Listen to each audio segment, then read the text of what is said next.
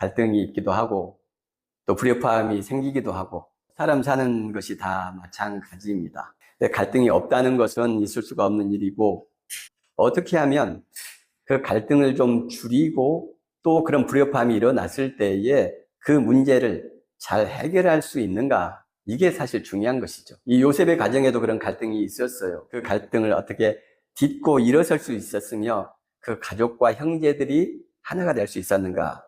르벤과 유다를 중심으로 살펴보되 하나님은 어떻게 그 문제들을 우리에게 해결하라고 음성을 들려주시는지 그것을 살펴보도록 하겠습니다. 유다와 그의 형제들이 요셉의 집에 이르니 유대인들의 특징은 특별한 이변이 없는 한 연장자가 앞에 나옵니다. 유다와 그의 형제들의 가장 연장자는 르우벤이죠. 그럼 르우벤과 그의 형제들이 요셉의 집에 이르니 이렇게 나와야 되는 겁니다. 그렇죠? 그런데 유다가 나와요.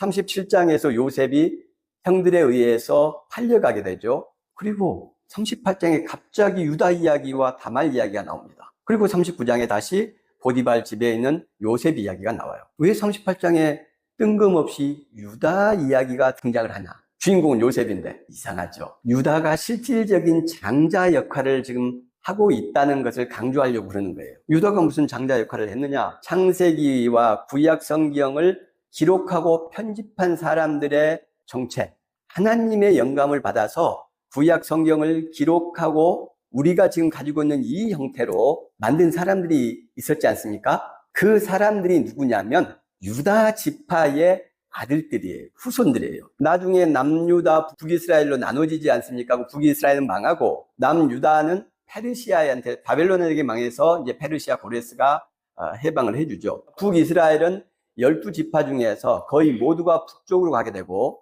남쪽에 남은 사람들이 유다 지파와 레위 성전이 있었기 때문에 레위 지파, 즉 제사장들 이런 정도가 남쪽에 남습니다. 그러니까 유다 지파가 남쪽에 남은 핵심이에요. 그리고 그 후손들이 구약 성경을 지금 우리가 보고 있는 이 모양대로 만든 사람들입니다. 그러니 그들은 유다의 후손들. 자기 할아버지인 거예요, 유다가. 그러면 자기 할아버지이기 때문에 별로 잘한 일도 없는데 무조건 이렇게 앞에 세우고 장자인 것처럼 하느냐? 아니에요. 유다의 후손 중에 가장 위대한 인물이 다윗이 있죠. 구약 성경은 세 개의 기둥 위에 서 있습니다. 첫 번째는 하나님이죠. 그 하나님은 어떻게 구약 성경에서 표시가 됩니까? 율법으로 나타나요. 율법. 또 좀 더 형식적으로 말하면 제사로 하나님이 등장을 합니다. 하나님, 율법 중심의 구약 성경. 그다음에 두 번째, 성전입니다. 성전 중심으로 모든 구약 성경의 이야기가 전개가 돼요. 모세오경은 물론이고 그 이후로도 성전 중심, 성전에서 제사가 있죠. 율법의 규정에 의해서 제사가 있죠. 그래서 율법과 성전 중심의 구약 성경, 이 말은 제사를 반드시 포함합니다. 그 두 가지 기둥. 그다음에 세 번째 기둥이 뭐냐? 다윗이에요. 세 기둥의 균형을 잡는 존재, 하나님의 사람들이 중간에 딱 서서 이 균형을 잡습니다. 그들이 누구냐? 예언자들이에요. 예언서에 나온 사람들, 이사야, 아모스, 예레미야 이런 사람들이죠. 율법의 이름으로 제사장들이 백성들을, 성도들을 수탈하고 착취하려고 하면 균형을 잡는 겁니다. 하나님의 율법의 원래 의미는 그게 아닙니다 라고 약자들 편에서 이야기를 해요. 그게 예언서의 모든 내용이에요. 그러니까 정리를 다시 한번 하자면 구약 성경은 세 기둥 위에 서 있는데 첫째 기둥이 하나님을 대변하는 율법, 두 번째 기둥이 하나님께 예배를 드리고 성도들에게 평안과 하나님의 샬롬을, 축복을 부여하는 성전, 그리고 세 번째 다윗 왕, 이렇게 세 기둥 위에 서 있고 그 세 기둥의 균형을 잡는 사람들이 하나님의 사람들, 예언자들이에요. 왜냐하면 율법을 맡은 제사장들도 인간이죠. 끊임없이 욕망의 유혹을 받습니다. 그런 인간적인 유혹의 균형을 잡는 사람이 예언자들이에요. 그래서 예언서가 아주 중요합니다. 예언서의 예언들은 일반 백성들을 향한 게 아니에요. 이스라엘아 회개하라 이렇게 말할 때 그것은 일반 백성들을 이야기하는 것이 아닙니다. 제사장들과 귀족들과 왕들을 이야기하는 거예요. 그래서 유다가 지금 제일 앞에 나온 이유는 방금 그 세 가지 기둥, 다윗 왕의 할아버지이기 때문에 그렇다는 겁니다. 오늘 본문은 7년 풍년이 끝나고 2년 흉년이 시작됐어요. 10명의 형제들이 내려와서 요셉을 만났습니다. 요셉은 단박에 알아봤죠. 그러나 숨기고 이것저것을 물어본 다음에 자기 동생인 베냐민을 데리고 내려와라. 그러면 너희들이 간첩이 아닌 것을 인정하겠다. 내가 보니까 너희들은 첩자다. 둘째 형인 시므온을 감금하고 나머지 9명을 돌려보냅니다. 이 사람들이 올라가서 자기들의 곡식 자료를 보니까 자기들이 곡식을 살려고 줬던 돈이 그대로 있는 거예요. 이제 놀랬죠. 그러나 곡식이 떨어질 때까지 이제 하나님께서 우리한테 복을 주시려고 돈을 다시 주셨나 이렇게 생각하고 이제 많이 먹었습니다. 그리고 곡식이 다 떨어지니까 이제 또 이집트에 가야 될 일이 생겼잖아요. 그런데 요셉이 베냐민을 데리고 와라고 했어요. 이 앞의 내용들이 야곱을 설득하는 장면이 나옵니다. 야곱은 라헬을 특별히 사랑했고 요셉과 베냐민을 특별히 사랑했지 않습니까? 요셉은 죽은 걸로 야곱은 알고 있어요. 그런데 이제 베냐민, 라헬도 죽었고 베냐민 하나 남았는데 베냐민도 데리고 오라고 이집트의 총리가 했다고 하니 야곱이 무서워서 보낼 수가 없는 겁니다. 그때 이제 루벤과 유다가 앞장서서 아버지를 설득하는 내용들이 나와요. 이 루벤은 야곱의 장자죠. 창세기에 13번 루벤이라는 이름이 등장합니다. 36장까지는 4번이 등장하고 37장에서 50장까지 14장 중에 9번이 등장해요. 루벤이라는 이름이. 근데 37장에서 50장까지는 누구의 이야기입니까? 요셉의 이야기예요. 이 요셉의 이야기에 14번 중에 9번이 등장한다. 그 말은 요셉의 이야기에 있어서 루벤의 역할이 상당히 중요하다, 이걸 알 수가 있죠. 루벤이 듣고 요셉을 그들의 손에서 구원하여 하여 이르되 우리가 그의 생명은 해치지 말자. 루벤이 또 그들에게 이르되 피를 흘리지 말라. 그를 광야 그 구덩이에 던지고 손을 그에게 대지 말라 하니 이는 그가 요셉을 그들의 손에서 구출하여 그의 아버지에게로 돌려보내려 함이었더라. 이 요셉의 형들 중에서 8명이 요셉을 죽이려고 합니다. 근데 그 첫째 형인 르벤이 죽음을 맞고 있는 것이죠. 그래서 너희들 분노는 이해하겠다. 죽이지 말. 차라리 구덩이에 집어넣어놓고 반성하게 하고 깨닫게 하자. 이런 것이죠. 형들이 이렇게 미워했던 것은 요셉의 교만 때문이었죠. 꿈꾸고 형들이 나한테 다 절했습니다. 아버지도 나한테 절했습니다. 17살이나 된 아이가 계속 그런 이야기를 하니까 형들이 분노를 했는데 이 꿈 이야기에 국한된 게 아니라는 것을 우리가 기억해야 돼요. 꿈을 이렇게 이야기했다고 해서 형들이 이렇게 동생을 죽이려고까지 하겠습니까? 그러니까 요셉의 삶이 계속 그랬다. 그게 여기에 나오는 채색옷, 케토네트 파스였죠. 케토네트는 무릎까지 내려오는 옷을 말하고 파스는 손바닥과 발바닥이라는 뜻입니다. 그러니까 케토네트 파스 그러면 손바닥, 발바닥까지 내려오는 긴 옷. 다윗 왕의 딸 중에 다말이 있었죠. 다말, 공주가 입는 옷, 이게 케토네트 파스라는 단어가 쓰입니다. 그러니까 요셉이 입었던 옷이 굉장히 특별한 옷이고 귀족이나 왕족들이 입는 옷이었다는 걸 기억을 해야 돼요. 그러니까 그렇게 특별한 야곱의 사랑을 받은 것까지는 좋은데 그런 사랑을 받으면서 형들을 무시했다는 겁니다. 옷차림이 다르고 형들은 양을 몰고 들판에서 자고 하니까 얼마나 꾀죄죄하고 벌통이 없었겠어요. 그런데 야곱은 그렇게 멋진 옷을 입고 자기가 왕자처럼 행세를 하고 형들을 노예나 종들처럼 대했다. 그런 것이 이제 계속 쌓인 것이죠. 그런 교만함을 버리지 못하니까 형들이 분노했고 보는 것을 보고 이제 죽이자 하고 이제 이야기를 한 겁니다. 그걸 르벤이 지금 막고 있는 것이죠. 29절과 30절에도 이렇게 되어 있습니다. 르벤이 돌아와 구덩이에 이르러 본즉 거기 요셉이 없는지라. 이미 팔렸죠. 옷을 찢고 아우들에게로 되돌아와서 이르되 아이가 없도다. 나는 어디로 갈까? 르벤이 요셉을 넓은 품으로 안았다라는 것을 알 수 있어요. 르벤과 요셉의 차이는 나이가 10서너 살 정도가 차이가 납니다. 그렇게 나이가 차이가 남에도 불구하고 요셉은 교만했고, 그러나 르벤은 그 동생의 교만함을 교만으로 받아들인 게 아니고 철없음으로 받아들이고 폭넓은 큰형님의 마음으로 그를 안아준 거예요. 그래서 위기에서도 그를 도우려고 했고 살리려고 애를 썼죠. 르벤은 그런 사람이었다는 거죠. 42장 22절인데요. 르벤이 그들에게 대답하여 이르되 내가 너희에게 그 아이에 대하여, 요셉이죠, 요셉에 대하여 죄를 짓지 말라고 하지 아니하더냐. 그래도 너희가 듣지 아니하였느니라. 그러므로 그의 핏값을 우리가 치르게 되었다. 이렇게 이야기하는 거예요. 처음 요셉에게 왔을 때입니다. 요셉이 위에서 형들인 걸 알아보고서 니들 간첩이구나. 간첩 아닙니다. 저희는 곡식을 사러 왔습니다. 이러니까 그러면 너희 말이 진실인 것을 입증을 해라. 네 막내 동생을 데리고 와라.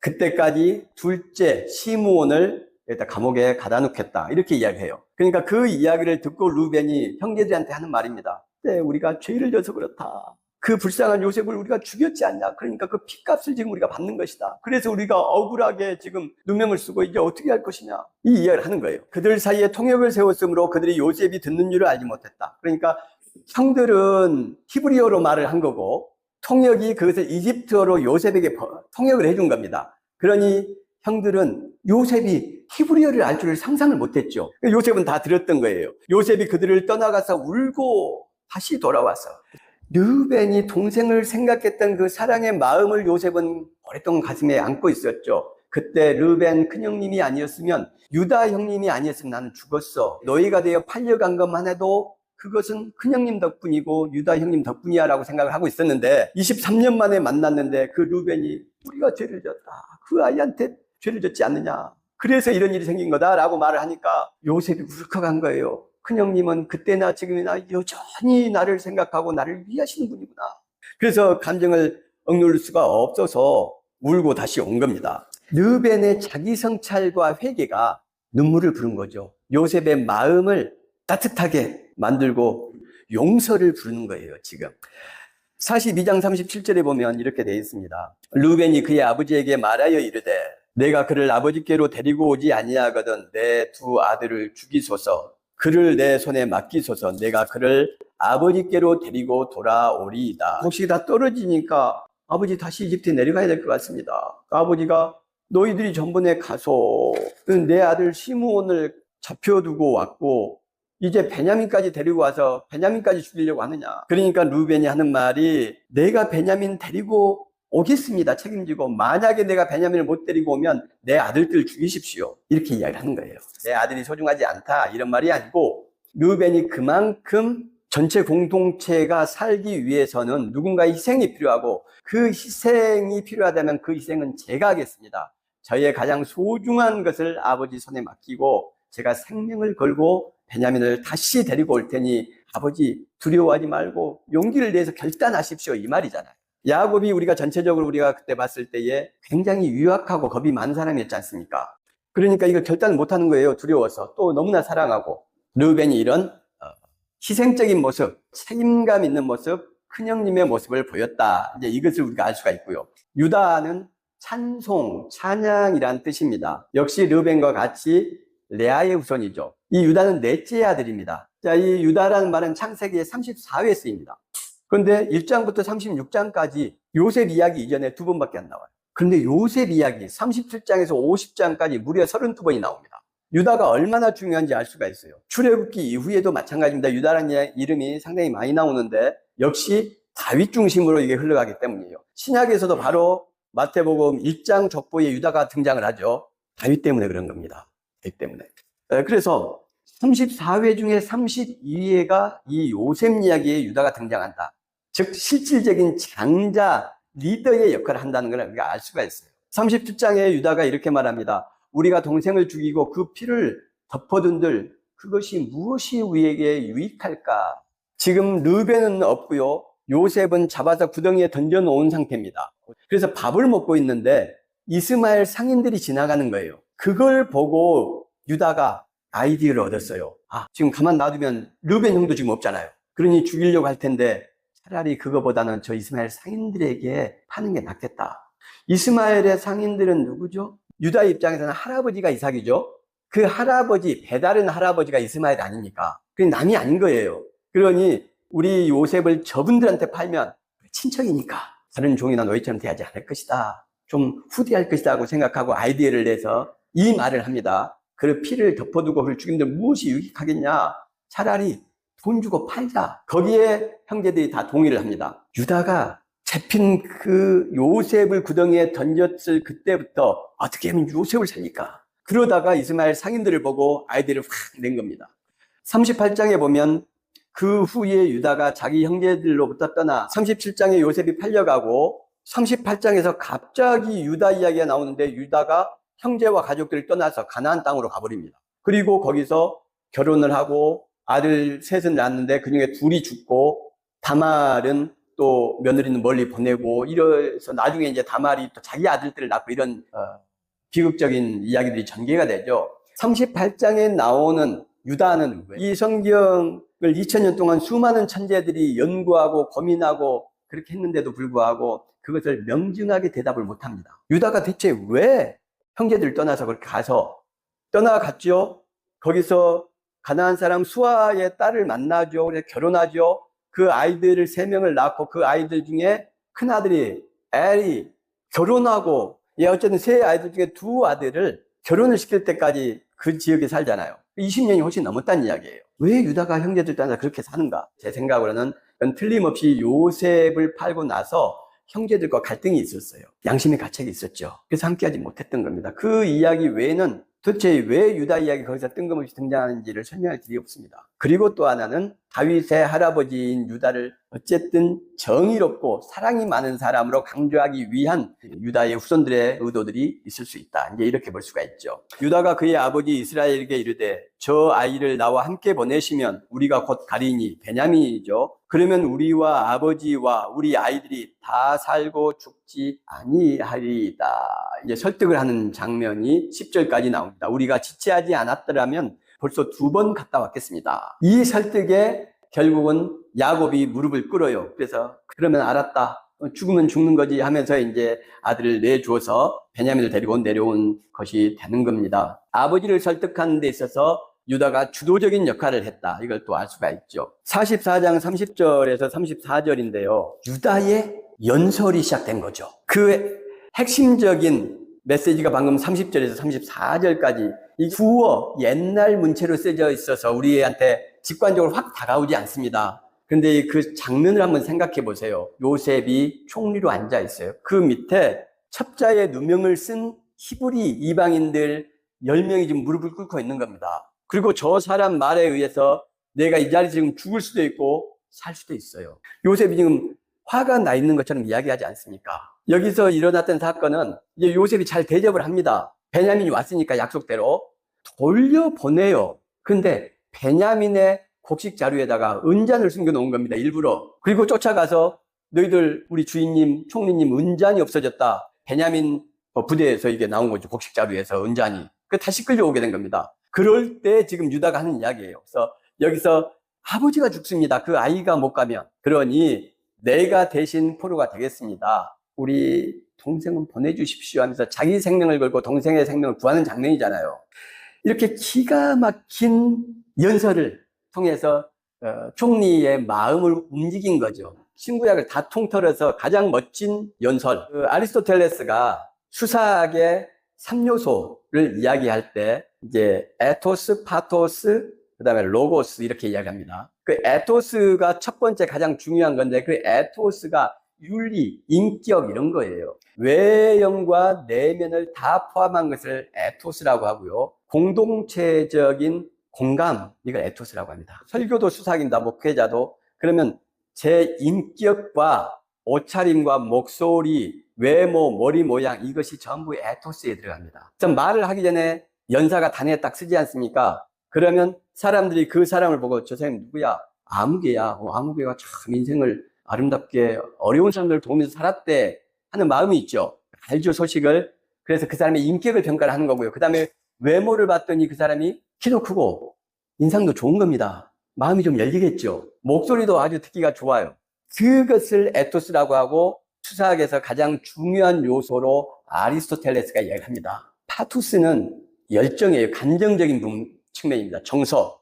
그래서 우리나라에도 그 도올 김용옥 선생 같은 분의 강의를 보면 핏대를 막 올리면서 하지 않습니까? 그게 파토스, 열정. 그리고 마지막이 로고스, 이것은 말씀이죠. 논리와 이성을 이야기합니다. 연설의 내용을 이야기해요. 이 유다의 이 연설을 보면 에토스와 파토스와 로고스가 완벽하게 정리가 되어 있습니다. 지금 여기서 양복을 근사하게 입고 멋진 언어를 통해서 요셉을 설득하려고 했으면 설득하지 못했을 거예요. 오히려 초라한 히브리 나그네의 행색을 하면서 무식하고 무지해 보이는 사람이 자기의 동생을 위해서 지금 생명을 거는 그런 내용의 연설을 열정적으로 할 때 동생이 가지 못하면 우리 아버지가 죽습니다. 그러니 저를 잡아주시고 제 동생을 보내주십시오. 이렇게 이야기하는 그 열정을 통해서 요셉이 움직인 거죠. 그러니까 에토스와 파토스와 로고스가 다 있는 거예요. 기가 막힌 내용입니다.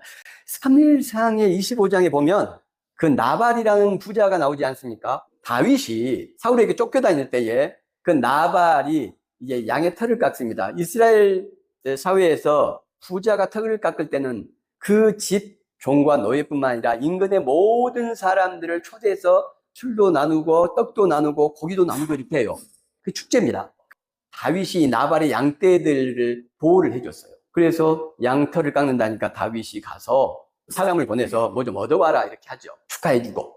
근데 나발이 다윗이 누구냐? 주인을 배신하고 떠돌아다닌 놈 아니냐 이렇게 이야기합니다. 그러니까 다윗이 화가 나요. 그래서 병사들 데리고 죽이러 가죠. 그 죽이러 갈 때 아비가일이라는 사람이 등장을 합니다. 나발의 아내죠. 그 아비가일의 떡과 포도주를 가지고 나와서 다윗을 보고 말에서 뛰어내려서 절을 합니다. 내 주여. 이러면서 연설이 쫙 시작돼요. 한마디로 어리석은 내 남편 나발, 그를 죽여봐야 당신은 하나님이 왕으로 세우실 분인데 그게 누가 되지 않겠습니까? 당신의 인격의 삶에. 그러면서 그 살인을 막습니다. 그때 아비가일의 이 에토스와 파토스와 로고스가 기가 막힙니다. 저는 이 두 개를 성경에서 가장 멋진 연설이라고 생각을 해요. 어쨌든 그렇게 유다가 멋진 연설을 합니다. 이 연설이 끝나니까 요셉이 시종하는 자들 앞에서 그 정을 억제하지 못하여 소리질러 모든 사람을 자기에서 물러가라 하고 그 형제들에게 자기를 알리니 그때에 그와 함께한 다른 사람이 없었더라. 요셉이 큰 소리로 우니. 아주 감동적인 장면. 제가 성경에서 가장 자주 울컥울컥하고 끊임없이 눈물을 부르는 장면이 바로 이 대목입니다. 그리고 또 하나는 에서와 야곱을 만날 때 에서가 말에서 뛰어내려서 동생 야곱을 부둥켜 안고 우는 장면. 에서가 용서한 것이죠. 자, 이렇게 요셉 가정의 갈등, 야곱 가정의 불협화음을 르벤과 유다가 진화하고 그 갈등을 해소해가는 과정을 우리가 볼 수 있었어요. 결국은 뭡니까? 형의 포용력 있는 사랑, 형의 자기 희생, 베냐민을 위한 유다의 자기 희생의 각오, 결단, 이런 것이죠. 창세기에 형제들이 많이 나오죠. 가인과 아벨 갈등이 있었습니다. 아벨을 질투했죠. 가인이 힘이 센 사람이었죠. 동생을 포용하지 못했어요. 용서하지 못하고 안아주지 못했습니다. 그러니까 결과가 뭐니까 죽음이 있죠. 사회심리학자인 에리 프롬이 이걸 이렇게 이야기합니다. 가인은 농사 짓는 사람이었지 않습니까? 땅을 지배하려는 욕망에 사로잡힌 사람이다. 가인은. 아벨은 목축을 하는 사람이지 않습니까? 동물의 생명을 보살피고 돌보는 사람이다. 그래서 에리 프롬 같은 경우는 이 가인을 자본주의의 전형으로 봅니다. 자본주의는 끊임없이 자기 욕망을 지배하려는 탐욕을 위해서 타인을 질투하고 미워하고 결국은 죽여요. 그럴싸한 설명이죠. 에서와 야곱 같은 경우도 이야기가 있습니다. 많은 철학자들이 이 에서 야곱 이야기를 많이 다뤘어요. 그런데 제가 눈여겨서 본 내용은 니체의 말입니다. 니체는 뭐라고 이야기를 하냐면 에서 주인의식을 가진 주인 윤리의식을 가진 사람이다. 이게 에서라는 거예요. 형으로 태어났잖아요. 야곱은 동생 있죠. 이것은 종의 윤리의식을 가지고 태어난 사람이라는 거예요. 주인의 윤리의식을 가지고 태어난 사람은 너그럽고 투쟁하지 않습니다. 자기가 형으로 태어났으니까 그냥 누리는 거죠, 형을. 동생을 억압하려고 하지도 않아요. 그런데 노예 윤리의식을 가진 사람은 권모술수를 통해서 형의 자리를 노리고 탈취하려고 그럽니다. 이게 노예의식을 가진 사람들의 심리라는 거예요. 그게 야곱이고.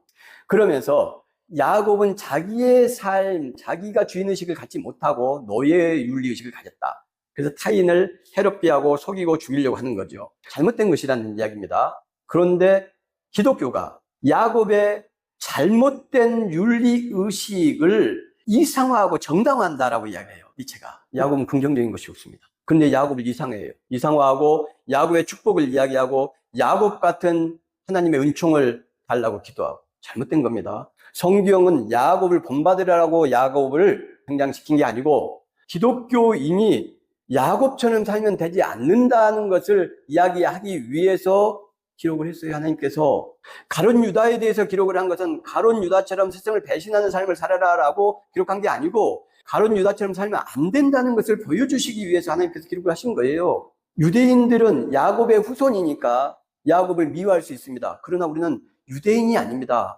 하나님의 자녀인 거예요. 그래서 유대인의 민족의식을 가지고 야곱을 평가하면 안 됩니다. 이성을 상실하게 돼요. 그러면 악인을 정당화하고 합리화하고 이상화하고. 야곱이 밉다는 얘기가 아닙니다. 우리 인생에 야곱 같은 사람도 있고 에서 같은 사람도 있고 유다 같은 사람도 있어요. 우리 주위에. 그런 한 사람의 전형일 뿐이에요. 니체는 그래서 그렇게 비판을 하죠. 저는 니체의 말에 100번 동감합니다. 성경을 통해서 우리가 신앙을 형성해 가지 않으면 목사의 말이나 주어 들은 내용을 가지고 신앙을 형성해 갑니다. 이것은 매우 잘못된 거예요. 이것이 바로 우상입니다. 성경적인 신앙관을 가져야 되는 거예요. 에서와 야곱 이야기는 결국은 에서가 야곱을 보고 용서를 하지 않습니까? 가나안 땅으로 돌아와서 이사 간 데 가지 않습니다. 아버지 어머니한테 가야 정상이잖아요. 야곱이 20년 만에 왔으니까 안 갑니다. 그리고 빙빙 돌아요. 이삭의 모든 것은 지금 에서가 다 유산으로 받았어요.